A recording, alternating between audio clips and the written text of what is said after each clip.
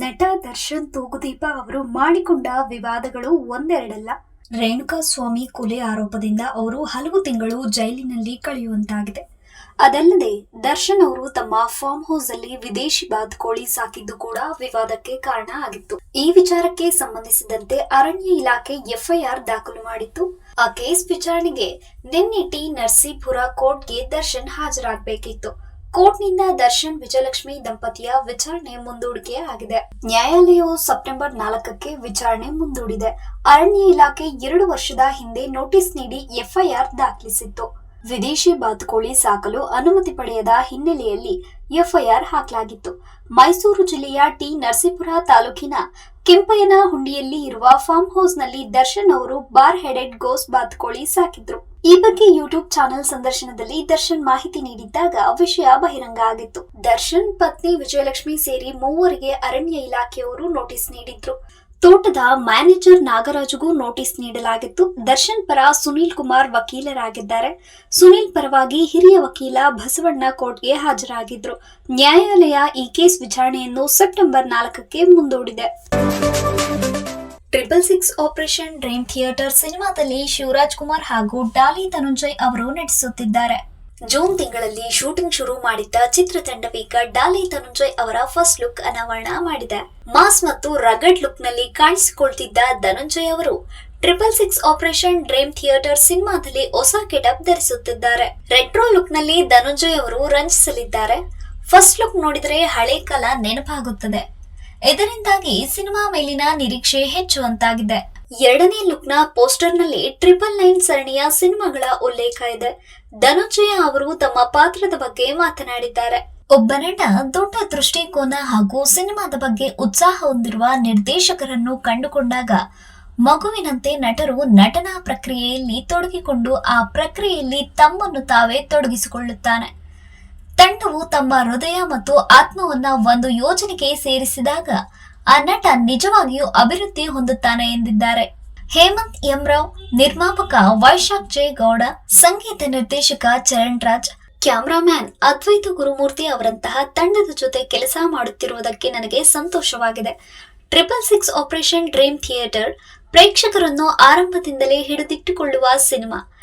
ನಾನು ಖಚಿತವಾಗಿ ಹೇಳಬಹುದಾದ ಒಂದು ವಿಷಯವೆಂದರೆ ಈ ಚಿತ್ರವು ವಿಭಿನ್ನ ಜಗತ್ತಿನಲ್ಲಿ ನಡೆಯುತ್ತದೆ ಮತ್ತು ನಾವು ಹಲವಾರು ಅಚ್ಚರಿಗಳನ್ನು ಜೋಡಿಸಿದ್ದೇವೆ ಎಂದಿದ್ದಾರೆ ಧನಂಜಯ್. ಕನ್ನಡ ಚಿತ್ರರಂಗದ ಖ್ಯಾತ ನಟಿ ಭಾವನಾ ರಾಮಣ್ಣ ಅವರು ಮದುವೆಯಾಗಿಲ್ಲ, ಆದ್ರೆ ಮಕ್ಕಳನ್ನು ಪಡೆಯುವ ದಿಟ್ಟ ನಿರ್ಧಾರ ಮಾಡಿದ್ದಾರೆ. ಇದು ಅನೇಕರಿಗೆ ಅಚ್ಚರಿ ಉಂಟು ಮಾಡಿದೆ. ಈಗ ಅವರು 6 ತಿಂಗಳ ಗರ್ಭಿಣಿ. ಅವಳಿ ಮಕ್ಕಳಿಗೆ ಅವರು ತಾಯಿ ಆಗುತ್ತಿದ್ದಾರೆ. 40 ವರ್ಷ ದಾಟಿದ ಬಳಿಕ ಅವರು ತಾಯಿ ಆಗುತ್ತಿದ್ದಾರೆ. ಐವಿಎಫ್ ತಂತ್ರಜ್ಞಾನದ ಮೂಲಕ ಇದು ಸಾಧ್ಯವಾಗುತ್ತಿದೆ. ಅವರು ಈ ನಿರ್ಧಾರ ತೆಗೆದುಕೊಳ್ಳುವುದು ಸುಲಭವಾಗಿರಲಿಲ್ಲ. ಈ ಬಗ್ಗೆ ಅವರು ಸೋಷಿಯಲ್ ಮೀಡಿಯಾದಲ್ಲಿ ಪ್ರತಿಕ್ರಿಯೆ ನೀಡಿದ್ದಾರೆ. ತಾಯಿ ಆಗುತ್ತಿರುವುದರ ಬಗ್ಗೆ ಭಾವನಾ ರಾಮಣ್ಣ ಅವರು ಪೋಸ್ಟ್ ಮಾಡಿದ್ದಾರೆ. ಒಂದು ಹೊಸ ಅಧ್ಯಾಯ, ಒಂದು ಹೊಸ ಲಯ ಎನ್ನುವ ಮೂಲಕ ಅವರು ಬರಹ ಆರಂಭಿಸಿದ್ದಾರೆ. ಇದನ್ನು ನಾನು ಹೇಳುತ್ತೇನೆ ಅಂತ ಊಹಿಸಿಯೇ ಇರಲಿಲ್ಲ. ಆದರೆ ನಾನು ಈಗ 6 ತಿಂಗಳ ಗರ್ಭಿಣಿ, ಅವಳಿ ಮಕ್ಕಳ ತಾಯಿ ಆಗುತ್ತಿದ್ದೇನೆ. ಧನ್ಯತಾ ಭಾವ ಆವರಿಸಿದೆ ಎಂದು ಭಾವನಾ ರಾಮಣ್ಣ ಅವರು ಹೇಳಿದ್ದಾರೆ. ಜೊತೆಗೆ ಬೇಬಿ ಬಂಪ್ ಫೋಟೋ ಹಂಚಿಕೊಂಡಿದ್ದಾರೆ. 20ರ ವಯಸ್ಸಿನಲ್ಲಿ ಮತ್ತು 30ರ ವಯಸ್ಸಿನಲ್ಲಿ ನಾನು ತಾಯಿಯಾಗುವ ಬಗ್ಗೆ ಆಲೋಚಿಸಿರಲಿಲ್ಲ. ಆದರೆ 40ನೇ ವಯಸ್ಸು ಆದಾಗ ತಾಯಿಯಾಗುವ ಬಯಕೆ ತೀವ್ರವಾಗಿತ್ತು. ಒಂಟಿ ಮಹಿಳೆಯಾಗಿ ಈ ದಾರಿ ಸುಲಭವಾದದ್ದಾಗಿರಲಿಲ್ಲ. ಸಾಕಷ್ಟು ಐವಿಎಫ್ ಕ್ಲಿನಿಕ್ಗಳು ನನ್ನನ್ನ ಕೂಡಲೇ ತಿರಸ್ಕರಿಸಿದ್ವು. ಆದ್ರೆ ಡಾಕ್ಟರ್ ಸುಷ್ಮಾ ಅವರನ್ನ ರೇನ್ಬೋ ಆಸ್ಪತ್ರೆಯಲ್ಲಿ ಭೇಟಿಯಾದಾಗ ಅವರು ನನ್ನನ್ನು ಯಾವುದೇ ಜಡ್ಜ್ಮೆಂಟ್ ಇಲ್ಲದೆ ಸ್ವಾಗತಿಸಿದ್ರು. ಅವರ ಬೆಂಬಲದಿಂದ ನಾನು ಮೊದಲ ಪ್ರಯತ್ನದಲ್ಲೇ ಗರ್ಭಿಣಿಯಾದೆ ಎಂದಿದ್ದಾರೆ ಭಾವನಾ ರಾಮಣ್ಣ. ಭಾವನಾ ರಾಮಣ್ಣ ಅವರ ಇಡೀ ಕುಟುಂಬದವರು ನಟಿಯ ಈ ನಿರ್ಧಾರವನ್ನು ಬೆಂಬಲಿಸಿದ್ದಾರೆ. ನನ್ನ ತಂದೆ, ಒಡ ಹುಟ್ಟಿದವರು, ಪ್ರೀತಿ ಪಾತ್ರರು ಬಹಳ ಹೆಮ್ಮೆ ಮತ್ತು ಪ್ರೀತಿಯಿಂದ ನನ್ನ ಪರವಾಗಿ ನಿಂತ್ಕೊಂಡ್ರು. ಕೆಲವರು ನನ್ನ ನಿರ್ಧಾರವನ್ನು ಪ್ರಶ್ನಿಸಿದರು, ಆದರೆ ನಾನು ಇದಕ್ಕೆ ಸಿದ್ಧವಾಗಿದ್ದೇನೆ ಎಂಬುದು ನನ್ನ ಮನಸ್ಸಿಗೆ ತಿಳಿದಿತ್ತು ಎಂದು ಭಾವನಾ ರಾಮಣ್ಣ ಪೋಸ್ಟ್ ಮಾಡಿದ್ದಾರೆ. ಸೋಷಿಯಲ್ ಮೀಡಿಯಾದಲ್ಲಿ ಸೆಲೆಬ್ರಿಟಿಗಳಿಗೆ ಮಿಲಿಯನ್ ಗಟ್ಟಲೆ ಫಾಲೋವರ್ಸ್ ಇರ್ತಾರೆ. ಅವರು ಏನೇ ಪೋಸ್ಟ್ ಹಾಕಲಿ ಸೆಕೆಂಡ್ ನಲ್ಲಿಯೇ ವೈರಲ್ ಆಗುತ್ತದೆ. ಇದೀಗ ನಟಿ ಸಂಯುಕ್ತಾ ಹೆಗ್ಡೆ ತಮ್ಮ ಇನ್ಸ್ಟಾಗ್ರಾಮ್ ಖಾತೆಯಲ್ಲಿ ಒಂದು ಫೋಟೋವನ್ನ ಶೇರ್ ಮಾಡಿಕೊಂಡಿದ್ದಾರೆ. ಈ ಫೋಟೋ ಸದ್ಯ ಸಖತ್ ವೈರಲ್ ಆಗಿದ್ದು ಟ್ರೋಲ್ ಆಗಿದೆ.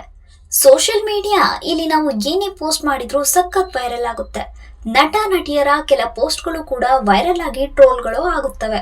ಕೆಲವರು ಇದಕ್ಕೆ ತಲೆ ಕೆಡಿಸಿಕೊಳ್ಳುವುದಿಲ್ಲ, ಇನ್ನು ಕೆಲವರು ಈ ಬಗ್ಗೆ ಆಗಾಗ ಧ್ವನಿ ಎತ್ತುತ್ತಲೇ ಇರುತ್ತಾರೆ.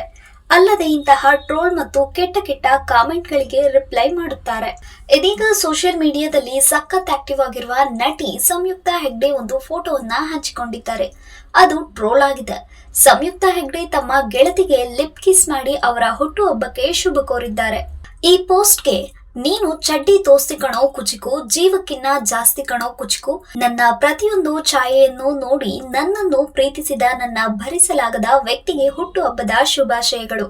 ನೀನು ನನಗೆ ಸಂಪೂರ್ಣ ಜಗತ್ತು, ಶಾಲೆ ಮತ್ತು ಕಾಲೇಜಿನವರೆಗೆ ನೃತ್ಯ ಮಾಡುವುದರಿಂದ ಹಿಡಿದು ವಧುವಿನ ಕೆಲಸದ ಕರ್ತವ್ಯಗಳನ್ನ ಪೂರೈಸುವವರೆಗೆ ಬದಲಾಗುತ್ತಿರುವ ಜಗತ್ತಿನಲ್ಲಿ ನೀನು ನನ್ನ ನಿರಂತರಳಾಗಿದ್ದೀಯಾ ಎಂದು ಸೋಷಿಯಲ್ ಮೀಡಿಯಾದಲ್ಲಿ ಸಂಯುಕ್ತಾ ಹೆಗ್ಡೆ ಕ್ಯಾಪ್ಷನ್ ಬರೆದುಕೊಂಡಿದ್ದಾರೆ.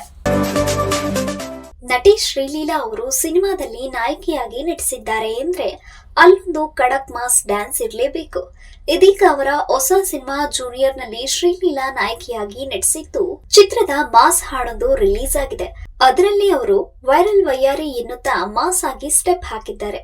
ಮಾಜಿ ಸಚಿವ ಜನಾರ್ದನ್ ರೆಡ್ಡಿ ಅವರ ಪುತ್ರ ಕಿರೀಟಿ ಮೊದಲ ಬಾರಿಗೆ ಹೀರೋ ಆಗಿ ನಟಿಸಿರುವ ಜೂನಿಯರ್ ಸಿನಿಮಾಗೆ ಶ್ರೀಲೀಲಾ ನಾಯಕಿಯಾಗಿದ್ದು, ಇದರ ಮೊದಲ ಹಾಡು ಈಗಾಗಲೇ ರಿಲೀಸ್ ಆಗಿತ್ತು. ಈಗ ಎರಡನೇ ಹಾಡನ್ನು ರಿಲೀಸ್ ಮಾಡಲಾಗಿದೆ. ಮಾಸ್ ಡ್ಯಾನ್ಸಿಂಗ್ ಸಾಂಗ್ಗೆ ದೇವಿಶ್ರೀ ಪ್ರಸಾದ್ ಸಂಗೀತ ನೀಡಿದ್ದು, ಕನ್ನಡ ವರ್ಷನ್ ಹಾಡಿಗೆ ಪವನ್ ಭಟ್ ಸಾಹಿತ್ಯ ಬರೆದಿದ್ದು, ಹರಿಪ್ರಿಯಾ ಮತ್ತು ದೀಪಿಕಾ ಬ್ಲೂ ಅವರು ಹಾಡಿದ್ದಾರೆ. ಕಿಕ್ ನೀಡುವಂತಹ ದೇವಿಶ್ರೀ ಪ್ರಸಾದ್ ಅವರ ಬೀಟ್ಸ್ಗೆ ಕಿರೀಟಿ ಮತ್ತು ಶ್ರೀಲೀಲಾ ಬೊಂಬಾಟಾಗಿ ಕುಣಿದಿದ್ದಾರೆ. ಈ ಹಾಡಿನಲ್ಲಿ ಇವರಿಬ್ಬರ ಎನರ್ಜಿ ಹೈ ಲೆವೆಲ್ ನಲ್ಲಿದೆ. ಹಾಡಿನಲ್ಲಿ ಇಬ್ಬರ ಕೆಮಿಸ್ಟ್ರಿ ಉತ್ತಮವಾಗಿ ಮ್ಯಾಚ್ ಆಗಿದ್ದು, ಸಿನಿಮಾದಲ್ಲೂ ಹೀಗೆ ಇದ್ರೆ ತೆರೆ ಮೇಲೆ ನೋಡುವುದಕ್ಕೆ ಚೆನ್ನ ಎಂಬುದು ಫ್ಯಾನ್ಸ್ ನಿರೀಕ್ಷೆ ಆಗಿದೆ.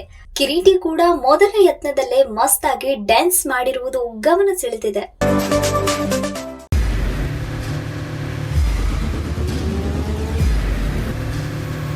ಪ್ರಜಾಮಾರ್ಗ ನ್ಯೂಸ್, ಇದು ಜನಸಾಮಾನ್ಯರ ಧ್ವನಿ. ನಮಸ್ಕಾರ.